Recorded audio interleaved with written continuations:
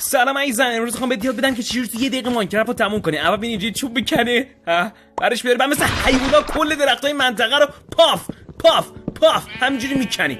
برای میبینی چیکار میکنی؟ میکشیش و پشم و گوشتشو برمیداری. حالا با اون سلیقه شخمی تخیلیت با تمام بلاکایی که جمع کردی یه خونه چرت و پرت میسازی. چه جوری؟ اول دیوارشو میچینی، میرینی، یه بار دیگه دیوارشو میچینی، این دفعه درست کار میکنه و درشو میذاری و خونت ساخته میشه. و در حالی که داری یه دنس مشتی و خیلی ادیتوری و گوگوشتوری میزنی، پاف یه صدایی میاد و میبینی که کلیپر مادر.